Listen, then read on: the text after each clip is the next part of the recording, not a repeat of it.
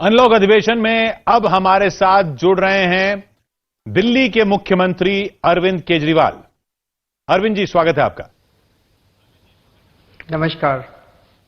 अरविंद जी, अब तो जो खासकर जो दिल्ली और आसपास के लोग जो रहते हैं उनके लिए सबसे बड़ा सवाल ये बन गया है बॉर्डर, और खुद अदालत ने कह दिया कि भाई कोई एक सिस्टम बनाइए, एक कॉमन पास बनाइए ताकि ये दिल्ली और एनसीआर के लोग जो हैं वो आ जा सकें। तो ये फिर कब खुल रहे हैं बॉर्डर? जल्दी खुलने चाहिए। हम तो बॉर्डर हमेशा खोलने के पक्ष में रहते हैं और शायद आज अदालत ने ये कहा है कि तीनों सरकारें मिलकर इसका कुछ समाधान निकालें। हमारे अपने कुछ कंसर्न्स थे, उनके अपने कुछ कंसर्न्स हैं। मैं समझता हूं इसका हम हमेशा इसको खोलने के पक्ष में हैं। ठीक है, थोड़े सा कुछ हमारे कंसर्न्स थे उसको सॉर्ट आउट कर लेंगे। मैं समझता हूं इसको जब सारी इकोनॉमी खुल रही है तो बॉर्डर्स भी खुलने चाहिए। तो फिर आप जब ऐसे ही वही सवाल आया ना कि जब अनलॉक शुरू हुआ तो दिल्ली ने लॉक कर दिया, आपके ऐसे क्या कंसर्न्स थे? नहीं, ऐसा नहीं है।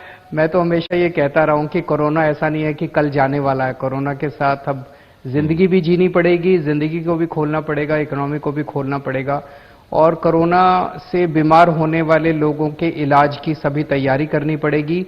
और कोशिश ये करनी पड़ेगी कि कोरोना से लोग अगर हो जाता है कोरोना तो ठीक हो जाएं। उसकी सब तैयारी की है। तो मैं तो हमेशा ही बॉर्डर्स भी खोलने के पक्ष में हूं और इकोनॉमी भी खोलने के पक्ष में हूं। हमारा कंसर्न जो था वो पिछले हफ्ते मैंने जनता के सामने ये प्रॉब्लम रखी थी जी। प्रॉब्लम ये है कि दिल्ली देश की राजधानी है, हम सब जानते हैं। दिल्ली दिल वालों की है, दिल्ली देश का दिल है और पूरे देश से लोग यहां आते हैं। कोरोना के पहले तक जब लॉकडाउन शुरू नहीं हुआ था, दिल्ली में पूरे देश भर से लोग आते थे और दिल्ली के अस्पतालों में अपना इलाज करा के जाते थे जी। हमेशा हमने सबका स्वागत किया, सबका इलाज करते थे दिल्ली के अस्पतालों के अंदर। और किसी भी वक्त में लगभग 60 से 70% लोग दिल्ली में जिनका इलाज होता था वो दिल्ली बाकी देश के होते थे, दिल्ली के अलावा दिल्ली के बाहर के होते थे। ठीक है। अब स्थिति टेम्पररी बेस पे अभी स्थिति ये है कि दिल्ली के अंदर कोरोना बहुत तेजी से बढ़ रहा है। आप देख रहे हैं लोग डेली कितने केसेस कोरोना के आ रहे हैं। इस वक्त अभी लॉकडाउन की वजह से दिल्ली में केवल दिल्ली के लोगों का इलाज हो रहा है। जब मैं दिल्ली के लोग कहता हूं तो दिल्ली के लोग सारे, कुछ लोगों ने इसको गलत इंटरप्रेट किया कि मूल दिल्ली, ऐसा मैं नहीं कह रहा। आज दिल्ली में लॉकडाउन में जितने लोग दिल्ली में रह रहे हैं सब, चाहे कोई बिहार से आया हो, मैं भी तो हरियाणा से आया हुआ हूं, चाहे बिहार से आया हो, चाहे कोई यूपी से, जो आज दिल्ली में रह रहे हैं वो सब। तो अगर दिल्ली में कोरोना के केसेस अभी बढ़ रहे हैं तो इस वक्त दिल्ली के अस्पतालों को अगर हमने पूरे देश के लोगों के लिए खोल दिया और 70% पेशेंट्स दिल्ली बाकी देश के आ गए तो दिल्ली के लोग इलाज कराने के लिए कहां जाएंगे? दिल्ली के लिए एक संकट पैदा हो सकता है। कोरोना के बाद फिर से पूरे सारे अस्पताल खोल देंगे। केवल कोरोना के लिए समय में क्या करना चाहिए हम लोगों को, यह प्रश्न मैंने जनता के सामने रखा था। बहुत सारे सुझाव आ रहे हैं, 5-6 लाख लोग अभी तक सुझाव भेज चुके हैं। और एक बड़ा इंटरेस्टिंग सुझाव जो कई लोगों ने दिया है उसमें लोग ये कह रहे हैं कि जी बॉर्डर तो खोल दीजिए। दूसरा उन्होंने कहा कि दिल्ली सरकार के लगभग 10,000 बेड हैं, दिल्ली सरकार के बेड आप दिल्ली के लोगों के लिए रिजर्व कर दीजिए। केंद्र सरकार के भी 10,000 बेड हैं, केंद्र सरकार के बेड पूरे देश के लोगों के लिए खोल दिए जाएं। ठीक है। तो और जो मतलब बड़े बड़े अस्पताल हैं उनमें जो ऐसे स्पेशल सर्जरीज होती है ना, जैसे ट्रांसप्लांट वगैरह होती हैं, जी जी, वो केवल कई चीजें दिल्ली में होती हैं, वो सबके लिए खोल दी जाए, चाहे कोई भी अस्पताल हो। ठीक है। तो इस तरह के बड़े इंटरेस्टिंग सुझाव हैं जो पहले हम सोच नहीं पा रहे थे। तो अभी सारे सुझाव आ जाएं, कल शाम को 5 बजे तक सुझाव आएंगे और उसके बाद इस पे आपको बताते हैं। फिर परसों उसके लोगों के एक हमने डॉक्टर्स की टीम भी बनाई है, एक्सपर्ट्स की टीम, वो भी इस पे गौर कर रही है। तो शनिवार तक हम इसके ऊपर निर्णय ले लेंगे। तो इस दिशा में आप विचार कर रहे हैं कि ये माना जाए कि भाई दिल्ली के जो अस्पताल है, जो दिल्ली सरकार के जो अधीन जो अस्पताल हैं, वो दिल्ली वालों के रहें, यानी कि ये एक सुझाव है। ठीक है, ये एक सुझाव है, अच्छा सुझाव लगा हम लोगों को। और भी हो सकता है कई सुझाव आए, लेकिन ये मुझे अच्छा लगा कि भाई लगभग एक तरह से ही हो जाएगा कि दिल्ली सरकार के अस्पताल दिल्ली वालों के लिए हो जाए, केंद्र सरकार के अस्पताल पूरे देश के लिए हो जाएं, और जो बहुत स्पेशलाइज्ड ऑपरेशंस हैं वो सबके लिए खोल दिए जाएं। इस तरह का एक सुझाव है, लेकिन अभी इस पे निर्णय नहीं है। कभी आप ये चला दें कि सरकार ने निर्णय ले लिया। नहीं। सब लोग बैठेंगे कल के बाद उस पे निर्णय लेंगे। नहीं, ऐसा कुछ नहीं चलाएंगे जो आप नहीं कहेंगे। मैं ये कह रहा हूं कि अच्छा, ये समस्या आज की नहीं है, ये पहले से चल रही है कि भाई दिल्ली किसकी, दिल्ली में बाहर के लोग आते हैं, आखिर राजधानी दिल्ली सबकी। हाँ, दिल्ली सबकी, दिल्ली पूरे देश की। हम्म। दिल्ली देश की राजधानी है, दिल्ली सबकी। क्योंकि आप, जैसे आपने खुद कहा, आप हरियाणा से आए हैं, उससे पहले गाजियाबाद में काम करते थे, फिर दिल्ली वालों ने आपको दिल्ली वाला माना, आपको दिल्ली का सीएम तक बना दिया। तो ऐसे ही लोग गाजियाबाद, नोएडा, गुड़गांव, फरीदाबाद, बहादुरगढ़ वगैरह से लोग काम करने भी आते हैं ना, तो वो बॉर्डर जो है वो दिक्कत कर रहा है। किशोर जी एक चीज नहीं, वो बॉर्डर तो खुलने चाहिए। मैं इसका कुछ ना कुछ इसका समाधान निकालेंगे बैठ के। ठीक है। मैं जैसे आपके सामने एक समस्या रखता हूं। आज हमने अभी आप हमारा ऐप उठा के देखेंगे, दिल्ली में लगभग अब 8,500 बेड अवेलेबल हैं। 3,500 लोग अभी दिल्ली के अस्पतालों में हैं, तो 5,000 बेड अभी खाली हैं। ठीक है। जिस दिन हमने अगर दिल्ली के सारे अस्पताल हमने पूरे देश के लिए खोल दिए, ये 8,500 बेड जो हमने इंतजाम किया है ऑक्सीजन के साथ, इनको भरते हुए 3 दिन भी नहीं लगेंगे। और अगर सारे बेड भर गए तो मैं पूछना, मान लीजिए खुदा ना खास्ता कल आपके घर में कोई बीमार होता है, तो आप एक अस्पताल से दूसरे से तीसरे के अंदर आप चक्कर काट रहे होंगे। फिर दिल्ली वाले अपना इलाज कराने कहां जाएंगे? तो केवल टेम्परेरी बेसिस के लिए कुछ समाधान ढूंढ रहे हैं कि भाई इस 2-3 महीने जब तक कोरोना ठीक नहीं होता तब तक क्या किया जाए, इसका एक समाधान चाहिए। ये जैसे समस्या ये अस्पतालों वाली भी काफी पुरानी, जब से दिल्ली को राज्य बनाने की बात हुई तब से ये बात चल रही कि भाई दिल्ली के अस्पताल जो है, एक सुझाव ये था कि दिल्ली के अस्पतालों में इलाज के लिए जो बाहर से आते हैं वो सिर्फ बाकी बाहर के अस्पतालों के रेफर किए हुए केसेस हों, सीधा ना आ जाए, सीधा मरीज ना आ जाए। अगर किसी पड़ोसी राज्य के अस्पताल या डॉक्टर का रेफर किया हुआ केस है तब वो दिल्ली में इलाज पा सके। इस तरह के भी सुझाव शुरू से रहे हैं। अभी तो फिलहाल कोरोना की बात करते हैं। कोरोना बहुत बड़ी समस्या है अपने सामने, और इस वक्त कोरोना और दिल्ली में बहुत ज्यादा फैल रहा है। तो इस वक्त दिल्ली के लोगों को कोरोना से बचाने के लिए, उनका कोरोना से इलाज करने के लिए हमें क्या क्या व्यवस्था करनी है, वो मेरे दिमाग के ऊपर सबसे पहला प्रश्न है। तो ये जो आपने ऐप की बात की, इस पर भी सवाल उठे कि साहब ये ऐप जो है ये डेटा सही नहीं दे रहा, वो बता रहा बेड खाली है, लेकिन अस्पताल में जाओ तो बेड होते नहीं है। वो अस्पताल के जो प्रवक्ता हैं वो कह रहे हैं कि साहब बेड नहीं, हमें नहीं पता कैसे ऐप पे खाली दिखा रहे हैं। नहीं, मैं बताता हूं, ये पहली चीज तो ऐप एक अच्छी पहल है। ठीक है। आप मानेंगे पूरे देश में, क्या पूरी दुनिया के अंदर इस तरह की अभी पहल नहीं की गई कि हमने ईमानदारी के साथ सारे अस्पतालों का डेटा ऐप के ऊपर डाल दिया कि भाई किस अस्पताल में कौन सा बेड खाली है, कितने बेड खाली है, कितने वेंटिलेटर खाली हैं, आप उसके हिसाब से चले जाओ। ये अच्छी पहल है, परसों ही ऐप लॉन्च किया है। अब कुछ अस्पताल बदमाशी कर रहे हैं। ये जो डेटा इसमें डाल रहे हैं ना, ये हम नहीं डालते, ये अस्पताल वाले खुद डालते हैं। उनको सबको पासवर्ड दिए हुए हैं। कुछ अस्पताल वाले अपने अस्पताल में कोविड के पेशेंट्स का इलाज नहीं करना चाहते। अच्छा। उनके जो भी कारण रहे हों, तो अभी थोड़ा सा उनको मनाने की कोशिश कर रहे हैं कि मान जाएं, और अगर नहीं मानेंगे तो सख्ती करनी पड़ेगी। ये अस्पताल तो प्राइवेट 2-3 दिन और दे दीजिए मुझे। प्राइवेट हैं, दिल्ली सरकार के हैं। प्राइवेट वाले थोड़ा, प्राइवेट वाले के दिल्ली सरकार वाले क्यों तंग करेंगे, वो तो हमारे ही हैं, हमारे अंडर में हैं। तो कुछ प्राइवेट वाले हैं जो दिक्कत आ रही है। 2-3 दिन दे दीजिए। मैं आपके चैनल के जरिए सबको कहना चाहता हूं कि हो सकता है अगले 1-2 दिन और आपको ऐसा लगे कि ऐप में दिखा रहे हैं, लेकिन वो झूठ बोलते हैं। जब वहां जाते हैं कि बेड नहीं है, बेड होते हैं, उन्होंने खुद ही भरा हुआ है, लेकिन वो लेना नहीं चाहते। अलग अलग कारण है उनके, उसको सबको ठीक करेंगे। लेकिन 2-3 दिन के अंदर इसका ये समाधान निकल आएगा। वो सारे अस्पतालों को जनता का ट्रीटमेंट करना पड़ेगा। अंत पंत में जितने भी अस्पताल हैं, प्राइवेट अस्पताल हैं, वो पैसा कमाने के लिए नहीं बने हैं। सब लोग जनता की सेवा करने के लिए बने हैं। और इस वक्त कोरोना के टाइम में सबका फर्ज बनता है कि आगे बढ़ के जनता की सेवा करें। नहीं तो ये केंद्र सरकार के अस्पतालों पर सवाल नहीं है। नहीं, केंद्र सरकार वालों का मुझे नहीं लगता इसमें कोई दिक्कत आ रही है। प्राइवेट अस्पतालों को जो 20% हमने कहा कि हर अस्पताल 20% अपने बेड रिजर्व करेगा, वो हालांकि दिखा देते हैं कि 40 बेड खाली हैं, लेकिन जब जाते हैं तो वो लेना नहीं चाहते अभी कोविड के पेशेंट्स को, तो वहां दिक्कत आ रही है। क्योंकि कुछ अस्पतालों ने कहा कि हाँ, हमें 20% से दिक्कत है। अच्छा, 20% नहीं करना चाहते आप, तो ठीक है, कल तक का टाइम देते हैं। जो जो 20% नहीं कर सकते उनको 100% कर देंगे, फिर उनको पूरा कोविड डिक्लेयर कर देंगे। अच्छा, ये बताइए कि ये विरोधी आपके ये भी इल्जाम लगा रहे हैं कि साहब डेटा मिसमैच सिर्फ यही नहीं है, डेटा मिसमैच मौत के आंकड़ों पर भी है कि भाई दिल्ली सरकार दिखाना चाहती है कि हमारे कोरोना कंट्रोल में है, इसलिए मौत के आंकड़े भी कम बता रही है। उससे क्या गोल्ड मेडल मिलेगा मेरे को? मतलब जो लोग इस वक्त इस किस्म की गंदी राजनीति करते हैं, मुझे उससे बड़ा दुख है। इन्हीं लोगों ने, जो लोग ये आरोप लगा रहे हैं, इन्होंने हाईकोर्ट के अंदर केस किया हमारे खिलाफ। जी जी, हाईकोर्ट ने सारी जांच की और हाईकोर्ट ने उनका केस डिसमिस कर दिया ये कह के कि दिल्ली सरकार के मौत के आंकड़े ठीक हैं। अब इससे बड़ा सर्टिफिकेट और क्या होगा?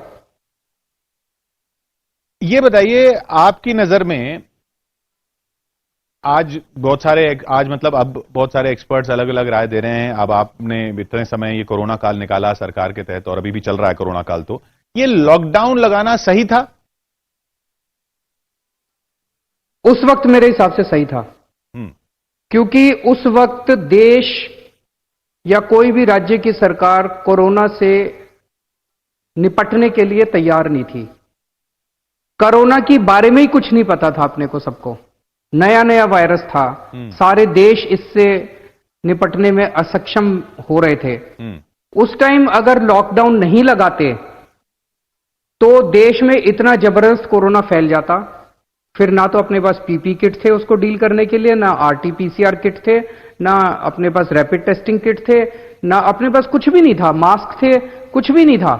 हम बिल्कुल ना ऑक्सीजन। अब हमने 2 महीने के अंदर दिल्ली में सारी तैयारी कर ली है। अब अपने पास पीपी किट्स भी हैं सफिशिएंट, आरटीपीसीआर किट्स भी हैं, रैपिड टेस्टिंग किट्स भी हैं, अपने पास ऑक्सीजन के भी खूब सारे बेड्स हमने तैयार कर लिए हैं, प्राइवेट अस्पतालों को भी तैयार कर रहे हैं। अब हमने तैयारी कर ली है। अब जब लॉकडाउन खोल रहे हैं तो एक बार केस बढ़ेंगे, और ये जो केस बढ़ेंगे, अस्पताल में लोग आएंगे, तो दिल्ली के अंदर आज 8,500 बेड हैं, और अभी अभी शाम को मेरी सारे अफसरों के साथ मीटिंग हुई है। हम दिल्ली में 20,000 बेड्स की तैयारी कर रहे हैं, 20,000 बेड्स, और कोशिश करेंगे इसमें ज्यादा से ज्यादा ऑक्सीजन बेड्स हों। तो अब हमारे पास तैयारी है। अब अगर केस आते हैं, हम लोगों का इलाज करने के लिए तैयार हैं। एक आप स्थिति सोच के देखिए, जो इटली में हुआ, न्यूयॉर्क में हुआ, फ्रांस में हुआ, स्पेन में हुआ, कि 8,000 पेशेंट्स थे, 2,000 बेड थे, 20,000 पेशेंट्स थे, 10,000 बेड थे। तो वहां लोग सड़कों के ऊपर पड़े हुए थे, अस्पताल में बेड नहीं मिल रहे थे, आईसीयू में बेड नहीं मिल रहे थे। इसीलिए ज्यादा लोगों की मौत हुई, क्योंकि उनका इलाज नहीं करा पाए। अब हम इलाज करने की तैयारी कर चुके हैं, तो इस वजह से दिल्ली में मौत कम होनी चाहिए। मैं ऊपर वाले से प्रार्थना करता हूं, अभी तक इसको कंट्रोल किया हुआ है हम लोगों ने मौत के आंकड़े को। आगे भी लोगों को कोरोना होगा, उसको ठीक करके उनको घर भेजेंगे, ऐसी मेरी प्रभु से कामना है। नहीं तो आप ये नहीं मानते कि जैसा कहा जाता है, या जो कुछ लोग इल्जाम लगाते हैं कि साहब लॉकडाउन लगाना सही था, लेकिन उसको फैसला लेने में लेट हो गई सरकार, पहले एयरपोर्ट पे स्क्रीनिंग शुरू हो जाती, पहले इसको उतना भयावह नहीं आंका गया शुरू में? ये वाली स्थिति मैं मानता हूं जो भी आपने एयरपोर्ट वाली बोली है, क्योंकि इसकी दिल्ली भुक्तभोगी है। लगभग फरवरी के महीने से विदेशों से बहुत सारे इंडियंस को देश में लाना शुरू किया गया। जो इंडियंस इटली, स्पेन, फ्रांस, ऐसे ऐसे देशों में फंसे हुए थे जहां कोरोना बहुत ज्यादा होता जा रहा था, वो इंडियंस अपने देश वापस आना चाहते थे। लेकिन वो इंडियंस संक्रमित भी थे, तो लेकिन उसकी वायरस की भयावह उतना पता नहीं था उस टाइम कि कितना भयानक वायरस है ये। तो जब उन लोगों को दिल्ली लाया गया, मोस्टली लोगों को दिल्ली लाया गया, तो पहले कई दिन तक उनको कोई आइसोलेशन का प्रोटोकॉल नहीं था, कोई उनके उसका क्वारंटाइन का प्रोटोकॉल नहीं था, और वो सारी चीजें काफी लेट शुरू हुई, क्वारंटाइन वगैरह की, आइसोलेशन वगैरह की। पहले तो जितने आए वो सब अपने अपने घर चले गए, बस उनकी एक बेसिक स्क्रीनिंग करते थे, टेम्परेचर की थर्मल स्क्रीनिंग, वो भी पैरासीटामोल खा के आते थे, हवाई जहाज से उतरने के पहले पैरासीटामोल खा लेते थे। तो वो उस वक्त जो लोग निकल गए एयरपोर्ट से और जिनकी स्क्रीनिंग नहीं हो पाई, उससे थोड़ा इसको ये फैला। लेकिन क्या कर सकते थे, मेरे ख्याल से उस वक्त किसी को भी नहीं पता था ये वायरस कैसा होने वाला है। तो ये लॉकडाउन आप कह रहे हैं, आप वो किया, वो सही किया, अब आप कहेंगे लॉकडाउन सफल रहा? डिपेंड करता है किस सरकार ने कितने इंतजाम किए। मैं लॉकडाउन को केवल इस तरह से देखता हूं कि लॉकडाउन ने कोरोना को डिले कर दिया। कोरोना तो होगा, हर जगह होगा, फैलेगा ये तो कोरोना को इसने डिले कर दिया है। इस डिलेड पीरियड में 2-2.5 महीने जो हमें मिले, इसमें जिन जिन सरकारों ने अपनी तैयारी कर ली, अस्पतालों की, बेड्स की, ऑक्सीजन की, पीपी किट की, इनकी सबकी, वहां की जनता को थोड़ी राहत मिलेगी। जिन सरकारों ने तैयारी नहीं की, वहां की जनता को भुगतना पड़ेगा। क्योंकि कम्युनिटी ट्रांसफर की बात हो रही थी उस वक्त, अब आप मानते हैं ये कम्युनिटी ट्रांसफर हो चुका है, जब दिल्ली में इतने ज्यादा केस हो चुके हैं, 20,000 से ज्यादा, 23,000 से ज्यादा? देखिए, टेक्निकली ये लोग की कम्युनिटी ट्रांसफर हुआ नहीं हुआ, मेरे ख्याल से काफी फैल चुका है ये, काफी ज्यादा फैल चुका है। तो ये एक्सपर्ट्स अपने हिसाब से, अपने तरीके से, अपनी टर्मिनोलॉजी में ये लोग एक्सपर्ट्स डिसाइड करते हैं, तो वो जो भी डिसाइड करें। पर मेरा दिल्ली का मुख्यमंत्री होने के नाते मेरा इस वक्त मेरे सामने 2 ही गोल हैं। पहला गोल है कि दिल्ली के अंदर अगर कोई कोरोना से बीमार होता है, अगर उसके माइल्ड सिम्टम हैं और एसिम्टोमेटिक है, तो वो घर में उसका अच्छे से इलाज होना चाहिए। ठीक है। उसके लिए हमने पूरी टीम का इंतजाम किया हुआ है। जिसका भी कोरोना होता है और माइल्ड सिम्टम होते हैं या एसिम्टोमेटिक होता है, उसके घर में उसका इंतजाम करा के आते हैं। डेली मेरी टीम जो है 2 बार उनको फोन करती है, उनके सारे फैमिली मेंबर्स को फोन करती है, और जब तक वो ठीक नहीं हो जाते हम लगातार उनके टच में रहते हैं। इस दौरान अगर उसको दिक्कत हो तो उसको अस्पताल में शिफ्ट कर देते हैं। जिन लोगों को सीवियर सिम्टम्स होते हैं, मॉडरेट सिम्टम्स होते हैं, उनके लिए अस्पताल में बेड होने चाहिए, सफिशिएंट बेड्स होने चाहिए, ये मेरा एफर्ट है। और अगर उनके लिए सफिशिएंट बेड्स होंगे और सफिशिएंट इलाज हो गया, तो दिल्ली के अंदर मौत का आंकड़ा कम होगा। मैं केवल इस चीज पे ध्यान दे रहा हूं, इनके फ्लैटन कर्व कब होगा, कम्युनिटी ट्रांसमिशन हो गया, ये सारी टेक्निकल बातें आप एक्सपर्ट से पूछिएगा। एक जो बड़ा मुद्दा आया, वो आया मजदूरों के पलायन का। वो क्यों नहीं रुका? उसमें कहां चूक हुई? जिम्मेदारी किसकी है उसकी? उसमें चूक हुई टाइमिंग को लेके। अब भी सबको भेज ही रहे हैं, अब भी ट्रेन्स लगा ही रहे हैं, अब भी सारे मजदूरों को अपने अपने घर भेज ही रहे हैं। तो आप कह रहे हैं पहले भेज देना चाहिए था? अगर महीना भर पहले कर देते, महीना भर पहले भेज देना चाहिए था। जब वो जाना चाहते थे उसी टाइम भेज देते, बेचारों को इतने दूर पैदल नहीं चलना पड़ता। तो 2 फायदे होते, एक तो जो इतना तकलीफ सही उन्होंने वो नहीं सहनी पड़ती, दूसरा उस टाइम कोरोना कम था, जब वो अपने वापस गांव जाते तो उतना कोरोना नहीं फैलाते। अब जब एक शहर से दूसरे, दूसरे से इधर उधर जा रहे हैं पूरे देश के अंदर, अपने साथ कितने लोग कोरोना लेके जा रहे हैं।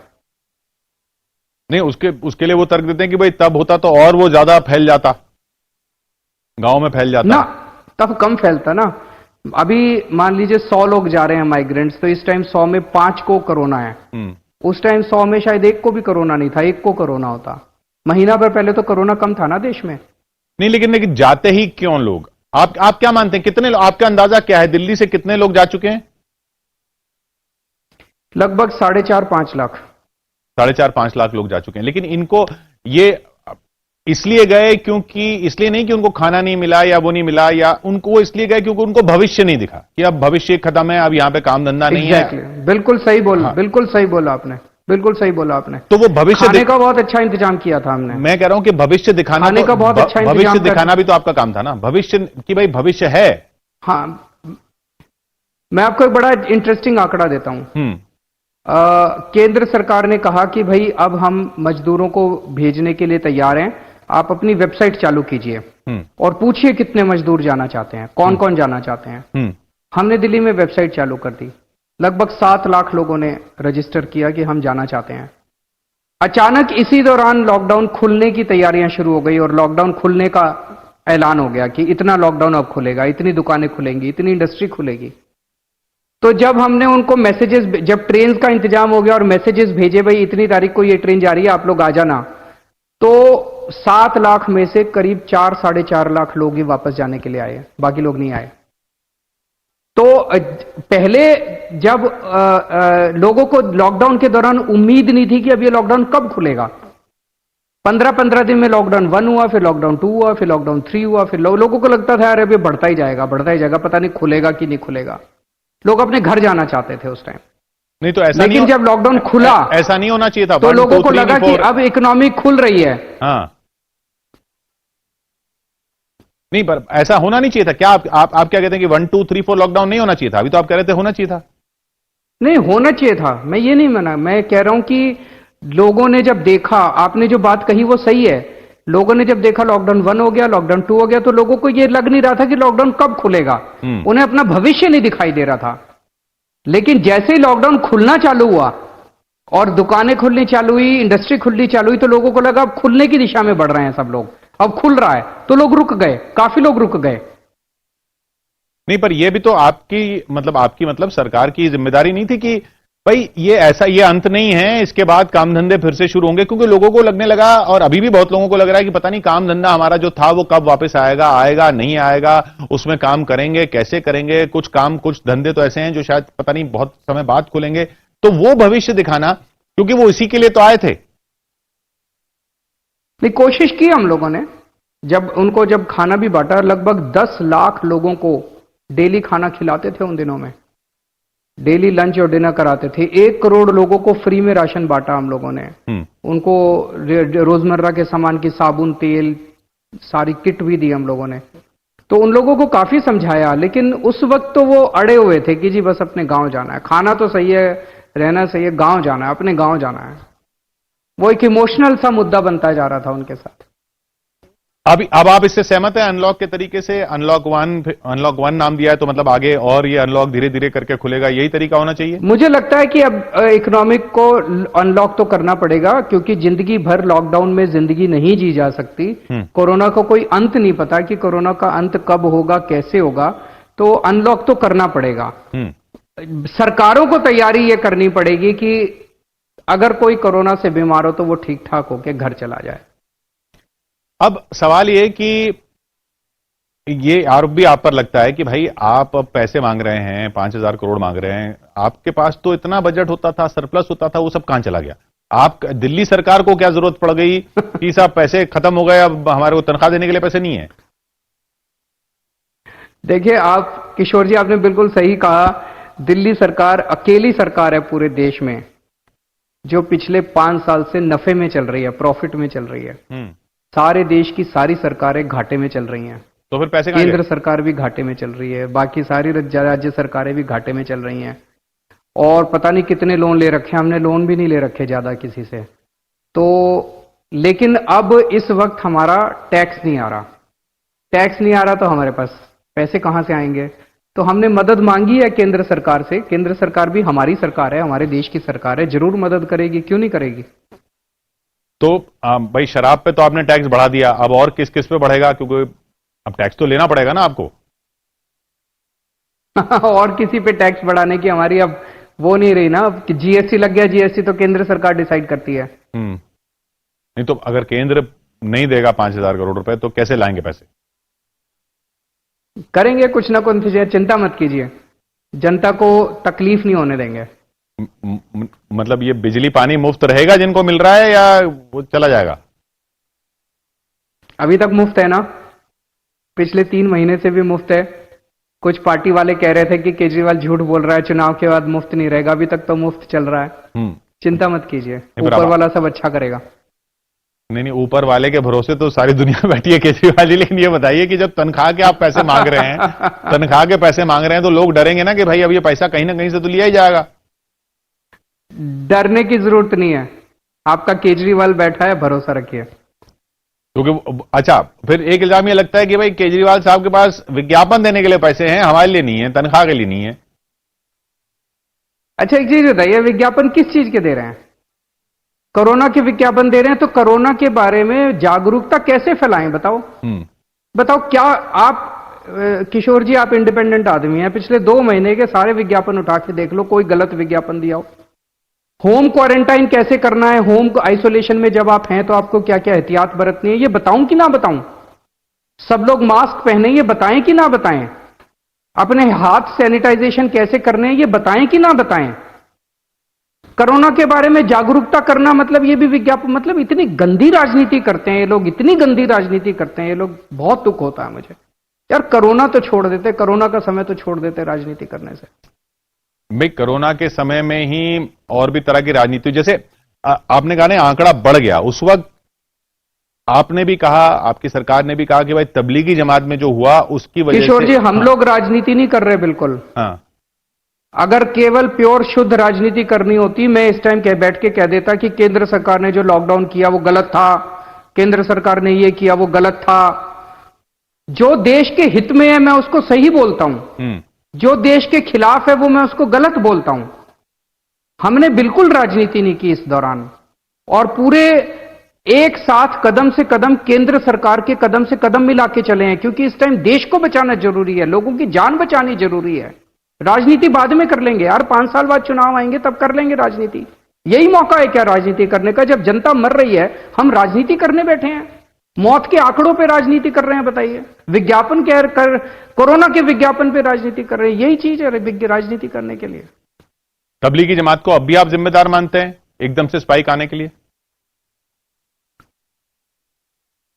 उस वक्त कुछ लोग उनके यहां भी विदेशों से आए थे जी, जैसा मैंने कहा, विदेशों से कई लोग आए थे, तो उनके भी विदेशों से कुछ लोग आए थे जो कोरोना लेके आए थे। उसका एक कारण था, जब शुरू में दिल्ली में कोरोना फैला तो वो भी एक कारण था। लेकिन वो है ना, उसको सांप्रदायिक रंग दे दिया गया, गलत था। बताइए, कोरोना के टाइम में भी हिंदू मुसलमान करते हैं ये लोग, यार पाप लगेगा इनको, ऊपर वाला माफ नहीं करेगा इन लोगों को। वो तो अभी भी, अब जैसे वो चार्जशीट जारी हो रही है दिल्ली दंगों के ऊपर, उसमें भी यही बात आ रही है कि भाई आपके कॉर्पोरेटर थे और फिर आपके विधायक कह रहे हैं कि आपके कॉर्पोरेटर को इसलिए नाम दिया गया क्योंकि वो मुसलमान है। तो कोरोना काल तो अभी भी चल रहा है ना भाई। ये सारी, जिसने भी कराए दंगे, गलत बात थी, जिसने भी कराए उसको सजा दो, ठीक है, चाहे वो हिंदू हो चाहे मुसलमान हो। जिसने भी दंगे कराए, दंगों में जिसने भी कत्लेआम कराया, चाहे वो हिंदू है चाहे मुसलमान है, पकड़ के सजा दो उसको। राजनीति क्यों कर रहे हो? नहीं, पर आपके विधायक ने कहा कि वो नाम इसलिए है ताहिर हुसैन का क्योंकि वो मुसलमान है।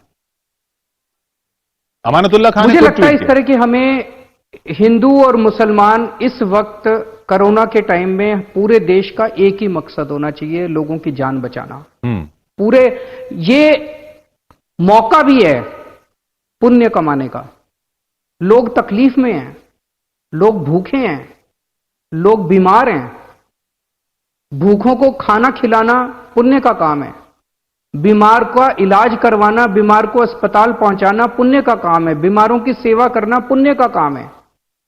मैं सबसे निवेदन करता हूं, आम आदमी पार्टी वालों से भी कहता हूं, बीजेपी वालों से भी कहता हूं, कांग्रेस वालों से भी कहता हूं, राजनीति छोड़ के इस वक्त आप सब लोग जनता की सेवा करिए। इससे बड़ा इस टाइम धर्म का काम कोई नहीं है, इससे बड़ा पुण्य का काम कोई नहीं है।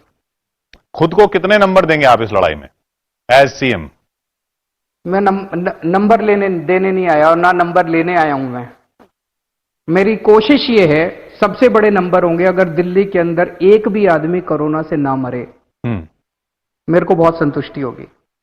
एक भी आदमी, मैं एक पेशेंट पे नजर रखता हूं, जितने आईसीयू में एडमिट होते हैं ना उनकी लिस्ट आती है मेरे पास डेली। मेरी कोशिश रहती है, हमने कोई प्लाज्मा की भी कोशिश की, हमने और भी कई सारी कोशिशें की। मेरी कोशिश रहती है कि किसी भी तरह से हर जान को बचाया जा सके। ये आगे कैसे पटरी पर लाई जाए गाड़ी, इस पर जब पैकेज आया तो जैसे राहुल गांधी ने कहा कि नहीं सीधा कैश ट्रांसफर दे देते, आप किस तरफ हैं इस वाली बहस में कि भाई ये पैकेज के बजाय कैश ट्रांसफर सीधा जाता?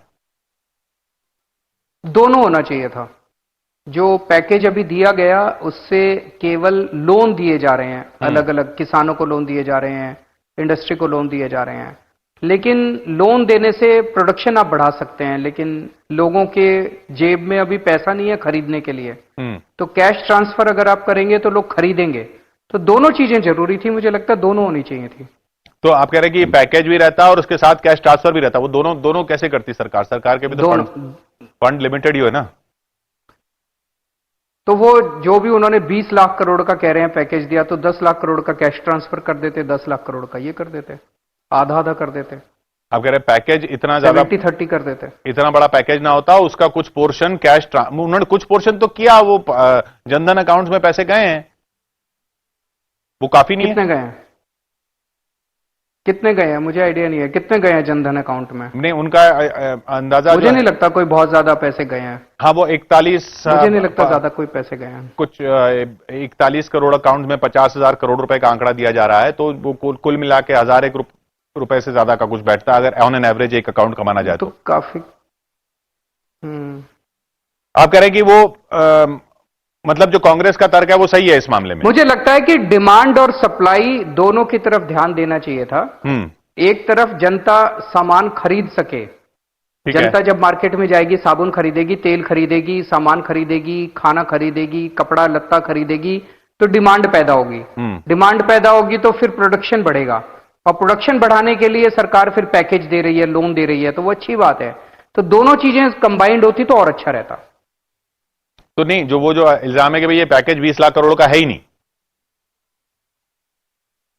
उसको एनालाइज किया जा सकता है कि कई सारी चीजें हैं जो आंकड़ों की खेल हैं, और कुछ चीजें हैं जो कॉन्क्रीट भी हैं। तो दोनों चीजें हैं, उसके ऊपर एक्सपर्ट्स ने अपनी काफी राय दी है।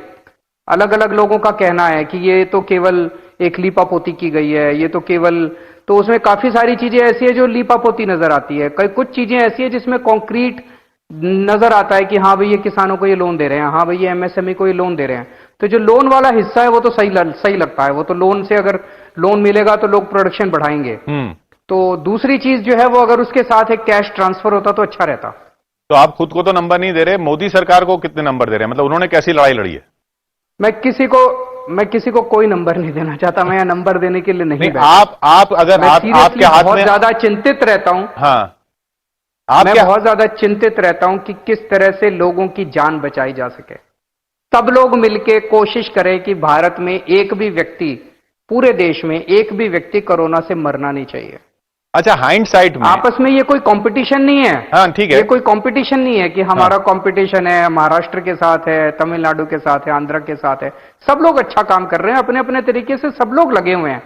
कहीं केसेस कम है तो ऐसा नहीं कि वहां की सरकार ने कोई बहुत चमत्कारिक कर दिया, कहीं केसेस ज्यादा हैं तो ऐसा नहीं कि वहां की सरकार बिल्कुल निकम्मी है। सब लोग लगे हुए हैं, सब लोग अपने अपने तरीके से। आप देखिए कितने बड़े बड़े देश हैं, अमेरिका है, न्यूयॉर्क है, फ्रांस, स्पेन, इटली, लंदन, बड़े बड़े देश फेल हो गए। ऐसा नहीं कि उन देशों के अंदर तो कितनी अच्छी व्यवस्था होती थी। उन देशों के अंदर तो कहीं तेजी से फैलता है कोरोना, कहीं धीरे फैलता है कोरोना, अपने अपने वो हैं। तो सब कोशिश कर रहे हैं, और सबकी कोशिशों के अंदर इस वक्त राजनीति छोड़ के हमें सबका हाथ बटाना चाहिए। नहीं, थोड़ा सा अगर रिवाइंड अगर आप कर सकें कि अगर आपके हाथ में ये ताकत होती कि भाई 2 महीने पहले रिवाइंड करते, तो ऐसा कौन सा फैसला करते जो आपको लगता है कि हमने नहीं किया? हमने मतलब देश ने पूरे तौर पर। वो थ्योरेटिकल क्वेश्चन है किशोर जी, क्या फायदा है? अब ये सोचते हैं ना कि आगे अपने को जिंदगी कैसे अच्छी चलानी है, तो चलिए रिवाइंड नहीं करते हैं। 2 महीने पहले क्या कर लेते क्या नहीं कर लेते, सारी थ्योरी की बातें हैं। चलिए रिवाइंड नहीं करते हैं, फास्ट फॉरवर्ड कर लेते हैं। अरविंद केजरीवाल परिवार के साथ वो चाइनीज फूड खाने कब जाएंगे? मेरे ख्याल से 8 तारीख को केंद्र सरकार ने कहा है कि वो रेस्टोरेंट खोलने वाली है जी। 8 तारीख को उन्होंने कहा कि मॉल्स खोलने वाले हैं, तो देखते हैं 8 तारीख को अगर वो खोल देते हैं तो फिर जाएंगे सब लोग। और स्कूल कब खोल रहे हैं आप? केंद्र सरकार ने शायद गाइडलाइंस में बोला ये लॉकडाउन फेज 3 में, अनलॉक फेज 3 में शायद स्कूल खोलने की तैयारी करेंगे वो। जुलाई से शायद वो कह रहे हैं। तो उसका जो खाका आएगा उसके बाद बैठ के सब लोग इसको डिसाइड करेंगे। और आप चाइनीज फूड के अलावा फिल्में भी तो देखने जाते हैं, फिल्में कब देखेंगे आप? अभी तो मुझे लगता है उसको तो टाइम लगेगा, उसको समय लगेगा। तो कुछ धंधे हैं जो अभी चौपट रहेंगे। कुछ समय तो लगेगा। इस वक्त सबसे इंपॉर्टेंट ये है कि धंधे जल्दी जल्दी अब चालू हों। लोगों के मन से पहली बात तो डर निकले। आपको ये जान के ताज्जुब होगा कि हालांकि हम लोगों ने मार्केट खोल दिए, कुछ मार्केट की एसोसिएशंस ने अभी भी डिसाइड किया है कि कोरोना बहुत फैल रहा है, हमें कोरोना हो जाएगा, हम मार्केट नहीं खोल रहे, और वो मार्केट अभी भी बंद है। लोगों के मन में इतनी दहशत है कोरोना को लेके, इतनी दहशत है, इस दहशत को निकालना बहुत जरूरी है। और वो दहशत तब निकलेगी जब लोगों में ये कॉन्फिडेंस हो जाएगा कि भाई हाँ, हमारे लिए अच्छी कोरोना की चिंता करने की जरूरत नहीं है। मैं बार बार एक दो चीजें मैं आपके चैनल के जरिए जनता को कहना चाहता हूं जी। एक तो ये, कोरोना हो जाए तो तुरंत अस्पताल मत दौड़िए, ठीक है, प्लीज। आपको थोड़ा सा बुखार है, आपको थोड़ी सी खांसी है, या आपको कोई भी सिम्टम नहीं है, आप पॉजिटिव आ गए, आपने टेस्ट कराया, आप पॉजिटिव आ गए, आप अस्पताल मत दौड़िए। हमारी टीम एक एक कोरोना मरीज पे, हम जैसे आज अगर कोरोना का आपका टेस्ट का रिजल्ट आता है तो कल या परसों, मैक्सिमम परसों तक आपके पास दिल्ली सरकार से किसी का या तो फोन आएगा और या आपके घर मिलने के लिए कोई आएगा। अगर फोन नहीं होता, मान लीजिए फोन नंबर गलत है, तो आपके घर हमारे डीएम की कोई टीम आती है, वो आपको गाइड करती है, वो आपको बताती है कि आपका घर में इलाज हो सकता है या आपको अस्पताल ले जाने की जरूरत है। अगर आपका घर में इलाज हो सकता है तो फिर आपको और आपके पूरे परिवार को गाइड किया जाता है, और अगले 14 दिन तक डेली बेसिस पे 2 बार हमारे यहां से डॉक्टर्स का फोन जाता है आपके यहां। वो नजर रखते हैं कि आपकी स्थिति ठीक है या खराब हो गई। आपको फोन नंबर देते हैं कि अगर स्थिति खराब हो जाए फोन कर देना, आपको अस्पताल में शिफ्ट कर देंगे। जिन लोगों को अस्पताल में जाने की जरूरत होती है उनको अस्पताल में लेके जाते हैं।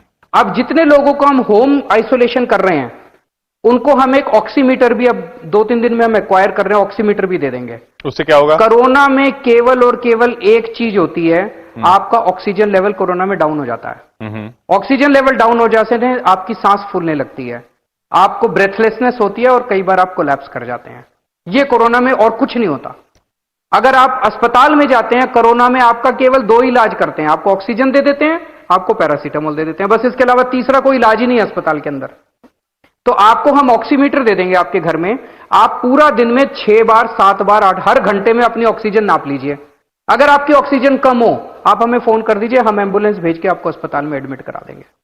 तो प्लीज अस्पतालों की तरफ मत भागिए। जैसे ही परसों जैसे ही मैंने ये ऐप लॉन्च किया, आपको जान के ताज्जुब होगा, सबको पता चल गया कि किस किस अस्पताल में कितने बेड खाली हैं।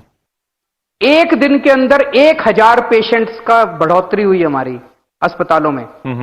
2.5 महीने में टोटल 2500 पेशेंट्स थे हमारे, एक दिन में 3500 पेशेंट हो गए।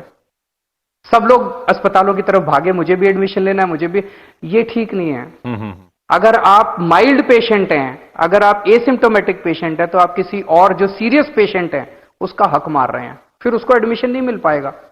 अभी तो मेरे पास 8500 बेड है, ज्यादा चिंता करने की जरूरत नहीं है, और इसको मैं 20,000 बेड पे लेके जाऊंगा। अभी अगले कुछ दिनों के अंदर हम 20,000 बेड तैयार कर लेंगे दिल्ली वालों के लिए। लेकिन अगर आपको बेड की जरूरत नहीं है, प्लीज आप बेड अस्पताल की तरफ मत भागिए, घर में रहिए, घर में इलाज कीजिए। हम हैं आपका ध्यान रखने के लिए, आपका घर में हम ध्यान रखेंगे। तो चलिए वो सवाल फिर घुमा के पूछ लेते हैं कि जब सब कुछ नॉर्मल हो जाएगा, और उसी की उम्मीद में जीना चाहिए कि सब कुछ नॉर्मल वैसा ही हो जाएगा जैसा था, तब पहली छुट्टी पे अरविंद केजरीवाल कहां जाएंगे? अभी छुट्टी का तो मैं सोच भी नहीं सकता। अच्छा, ये लेकिन राजनीति की दुकान चली जा रही है सबकी, और वो मैं आपके लिए नहीं कह रहा, मतलब आपकी पार्टी की हो या किसी की, सभी की चली जा रही है। ये बताइए, एक ये खबर है कि वो सिद्धू जी आपकी पार्टी में आ गए हैं। कब आ रहे हैं? मुझे बिल्कुल आइडिया नहीं है। कोई बातचीत नहीं हुई है ना, मेरे को बिल्कुल आइडिया नहीं इस पर। स्वागत है उनका? स्वागत है उनका। वो तो कांग्रेस में है, बीजेपी में रह चुके हैं, आप नेता का स्वागत कर रहे हैं किसी दूसरी पार्टी के ऐसे ही? अब आप कोरोना के टाइम में राजनीति की बात करेंगे तो इस ज्यादा इलेबोरेट भी नहीं कर सकते। एक बारी कोरोना खत्म हो जाए फिर आपसे अच्छा सा इंटरव्यू करेंगे राजनीति के ऊपर।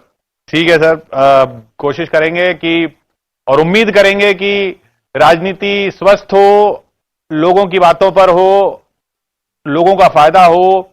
ये राज्यों की लड़ाई अचानक से ना लोग और देश हाँ, स्वस्थ हो, देश स्वस्थ हो, लोग स्वस्थ हों और लोग राज्यों के नागरिक न रहें, कोरोना खत्म करें, देश के नागरिक बने, राज्यों के नागरिक न गिने जाएं। आज लोगों को पता चल रहा है कि वो बिहार के हैं, यूपी के हैं, दिल्ली नहीं जा सकते, इधर नहीं जा सकते, बॉर्डर आप खोल दें, ये इसी उम्मीद में बैठे हम। ये बहुत अच्छी बात कही आपने, बहुत अच्छी बात कही आपने, बिल्कुल सही कहा। बहुत बहुत शुक्रिया आपका अरविंद जी। थैंक यू, शुक्रिया, थैंक यू सो मच।